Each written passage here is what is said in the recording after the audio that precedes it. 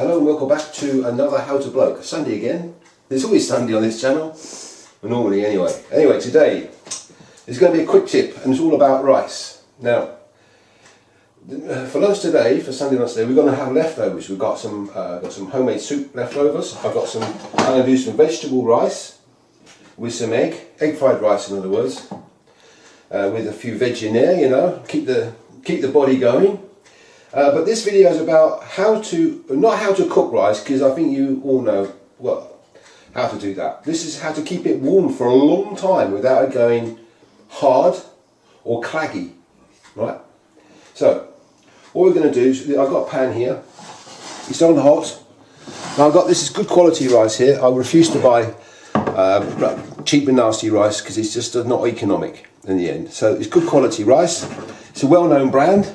Available worldwide. I'm not going to tell you what it is, but you can probably guess. Anyway, what I'm going to do is I'm going to stick this in here like this, right? And I'm going to bring it to a boil. Now this is 10 minutes. This takes this rice, but because it's cold water, I'm going to give it 15 minutes, and we'll come back in 15 minutes when it's ready, and I'll show you what to do. Hello, and welcome back. It's 10 minutes or 15 minutes has passed. The rice is done. I've just knocked up my vegetable rice. You want to have a look at that? I'll do a recipe on this at some other point. This is using leftover rice from yesterday. Egg fried rice, isn't it? Egg fried rice, yeah, with some vegetables in it. It's really good.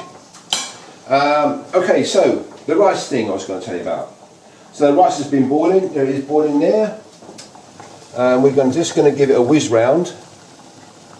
Is this? Yeah, this is okay. Right, just a whiz round.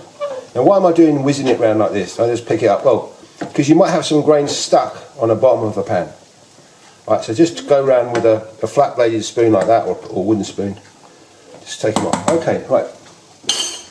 Now we're going to drain this in a colander. Careful, it's hot. Steam is hot, the water. Okay, so we're going to drain it. Then we're going to fill up the pan. You see that? The pan with cold water.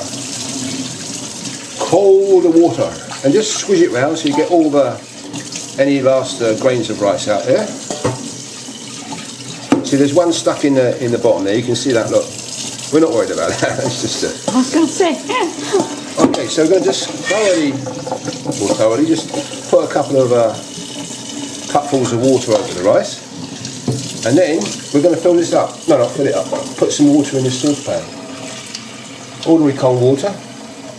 I don't know, you might want to put in so it's a third full something. So a third full, okay, like that. Now we're going to put it back on the ring. We're taking it off. And leave it on simmer. On simmer, the lowest setting that your gas or your electric will go to. And the smallest ring. I've got something on this ring at the moment, some soup, so I can't put it on the smallest ring, but put it on your smallest ring. Okay, so what we're going to do now is just to zhuzh the rice down into the middle of this colander, just like that, right? And it's a bit of a fuss, it's not. Watch. And then you get a nice lid, like this, glass or metal or something, and put it over the top. Now what that does is that gently, the rice is still hot in there, but after a while the water will come to a slow bubble, as I call it, in the saucepan, and then steam the rice a bit more. Not so much as to cook it anymore, but to keep it hot, warm. So if this works for you, for example, some people will leave the rice right to the end of the cooking stage, and they've got everything ready, and they do the rice at the last thing. Now this method allows you to get the rice done as well and keep it warm for when you want to serve it.